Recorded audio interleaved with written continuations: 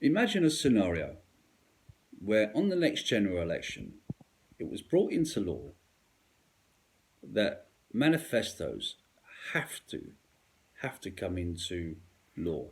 It has to happen. Imagine the people of the country, how more interested they would be in politics, how the people would consider that their vote would matter. It would make a difference. Because a lot of people today, especially because of the EU referendum, don't think that their vote matters anymore. So they're not going to vote, which is a very bad idea. I'm not going to get into that part. But imagine if a manifesto which MPs are voted in for, just imagine if that was law. And you knew for a fact that if you voted in the Conservative Party, they would be more conservative. If you voted in the Labour Party, they would be a bit more socialist. And they would stick to what they actually promised the people. Because a good majority of the people in Parliament today are actually being voted in on lies. Pure lies. Because hardly any of them are following the manifestos that they did when we had our last general election. At what point do we as a country make sure that our politicians are held liable for the promises they made to be in office? See, a lot of people, a lot of countries, especially in the Western world, are going to criticise someone like Donald Trump.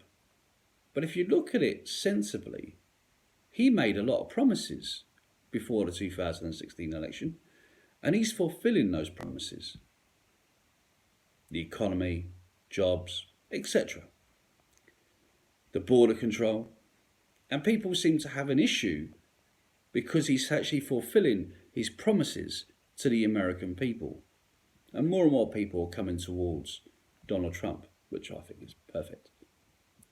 But just imagine a parliamentary system that you could trust, that you would know if you voted in someone like David Cameron and it was on a manifesto that he was going to bring in more jobs, which he can do just by using common sense tactics like Trump, and he didn't fulfill that, then somehow he's either liable or within a year, 2 years, give it maybe 2 years, if he doesn't fulfill at least 10, 15, 20% of his manifesto, then he's able to be voted out.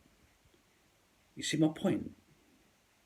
A manifesto should have deadlines to be able to meet, unless something really drastically happens, like a recession, say for instance, and they're not able to bring in the promises, certain promises at a certain stage, then you can understand it. But a manifesto is a promise to every single one of us. We vote in parties, we don't vote in MPs. If anyone believes they vote in MPs, it's bollocks, okay? We vote in parties, and we vote in parties via their manifestos.